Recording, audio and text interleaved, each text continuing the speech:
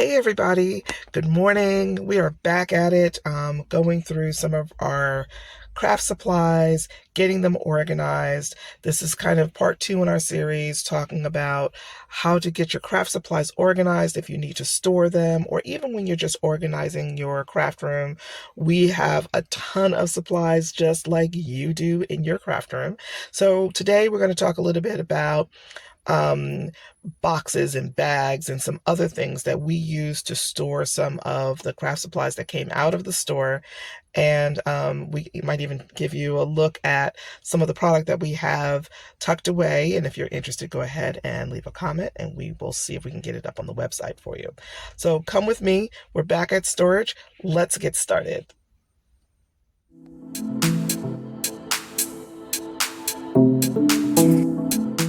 So today we're going to talk about some smaller ways that you can store your items, either when you're putting them into storage or even in your craft room. So some of my go-tos are things like plastic bags and, of course, I mentioned earlier, small bins. My paper crafting products, I used a lot of smaller clear bins, flat bins, so that I can see my stamps, I can see my dies, I can really take a quick look and determine what is in that box. I also separated my stamps from my dies so that it's easy access for me when I need to reach up and grab what I need.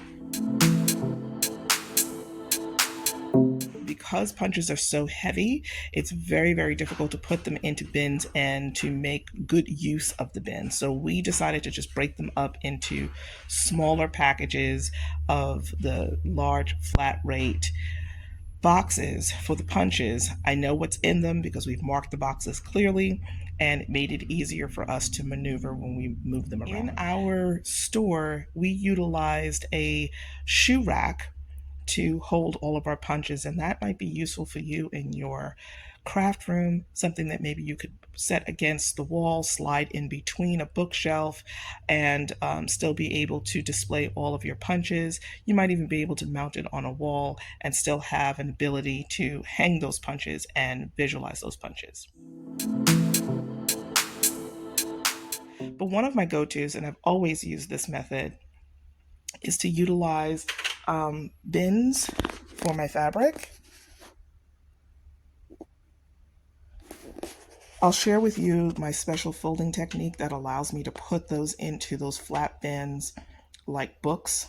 That's also the method that we used in the store to display them on the shelves as books, and it kept it really nice and neat. It really added some flair and color to our space in the store, and it was one of those methods that really helped us, number one, to know right away what size the fabric was, and number two, to be able to display it in a way that didn't take up a lot of space. We also, for our fabric, you'll see here that we use plastic to cover our fabric bolts. Now remember, we've transitioned to our storage unit now, and so for you as a crafter, if you're in your home, you don't necessarily need to cover your fabric in plastic. It's more like because we're in a storage unit, we don't want dust or anything like that, or any kind of critters to get onto the fabric, so we did that here. Believe it or not, one of the most basic tools that I use to box and store our craft supplies were regular old Ziploc bags.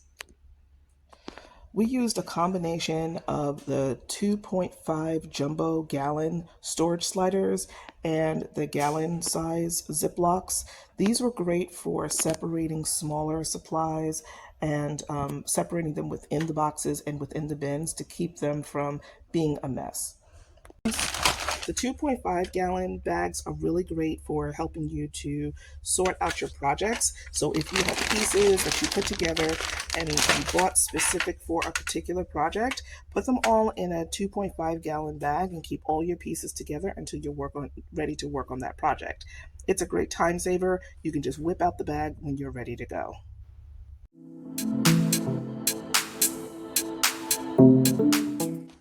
At the end of the day, the most important thing when you are storing your craft supplies is to hide them in plain sight. Utilize what you have in your space. Think of creative ways to use them differently. If you don't have the right tools, maybe even visit some craft stores. If you ever visited our store, you notice that we utilized a lot of everyday items to help us display our craft supplies in very memorable ways. That's what added charm and appeal to our store. I can't wait to decorate the new one next year. Be creative. You have a creative mind, so go ahead, get out to those thrift stores and think about what it is that you need to store. Sure, you can use the bins, you can use the bags, you can use all of these tools to help organize your stuff, but it's really important to also add a little bit of flair to whatever you're doing. I hope some of this helps, and if you have any questions, leave it in the comments down below. We look forward to sharing more information with you soon. Take care, guys.